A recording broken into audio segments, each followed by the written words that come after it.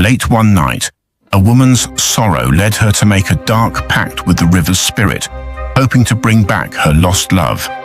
But what she got in return was something far more terrifying. A love lost to death, a curse that haunts the moonlit waters, and a nightmare that never ends. Do you dare uncover the truth behind this chilling tale? If you want to know the full story, watch the video now. On a cold and misty night in the year 1826, the village of Ashmore, nestled on the edge of a forgotten forest, whispered of an ancient curse. The moon hung high, glowing a spectral blue over the village, casting long shadows on the darkened waters of the river. This was not just any river, but a place where life and death met, a place where no one dared to venture after the sun dipped below the horizon. The villagers spoke of a woman, pale as death itself, who had walked these waters for years.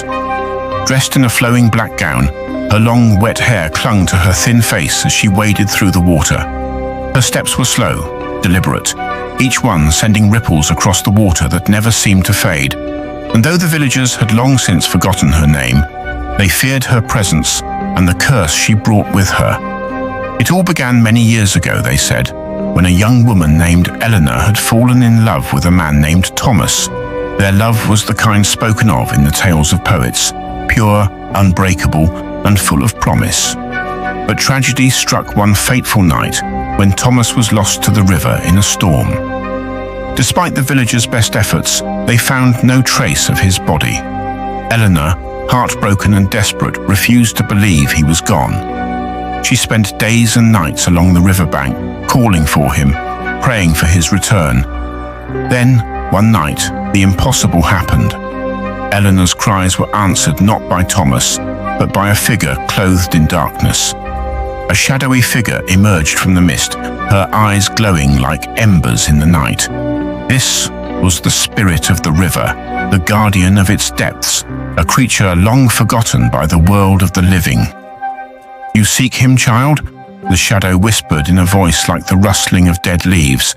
"But be warned, not all things that return are meant to return. Life has its price." Eleanor, driven mad by grief, agreed without hesitation. "I would pay any price to see him again," she cried, her eyes wild with desperation. With a cold, indifferent smile, the figure extended a hand and placed it upon Eleanor's forehead.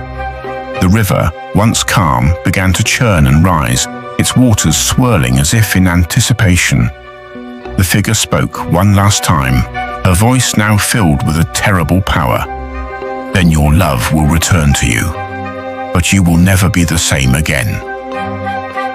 The river fell silent, and the shadow disappeared as suddenly as it had begun.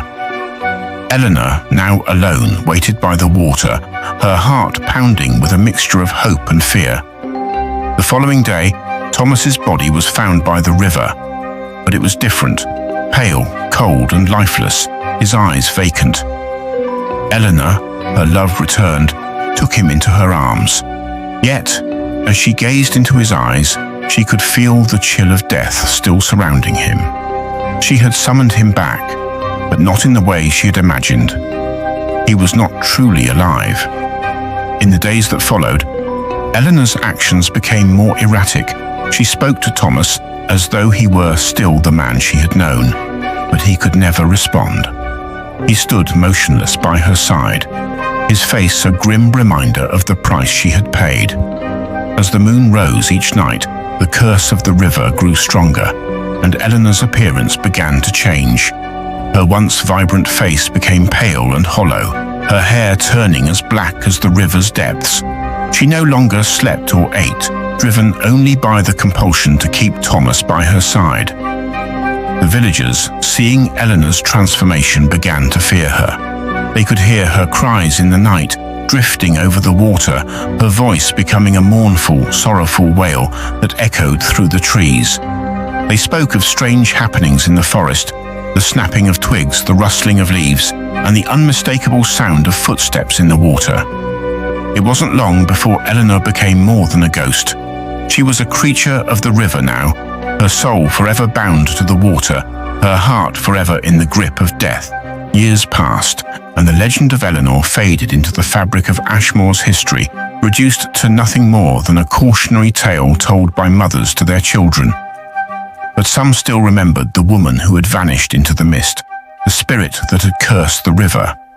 Then, one moonlit night, on the anniversary of Eleanor's pact with the river, the curse returned.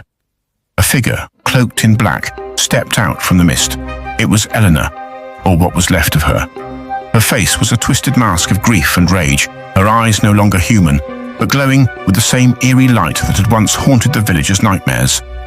Her hands, long and claw-like, reached toward the water, summoning it to rise once more. As she walked through the river, the waters parted before her, and the trees along the bank began to wither and die. The once quiet village of Ashmore was now a place of fear, its inhabitants locking their doors at night, praying they would not see the pale figure moving along the water's edge. Eleanor had become the river's spectre, a soul lost to the curse, forever bound to the moonlit waters. To this day, the river near Ashmore remains a place shrouded in mystery, its waters still whispering of the curse that binds Eleanor's soul to its depths.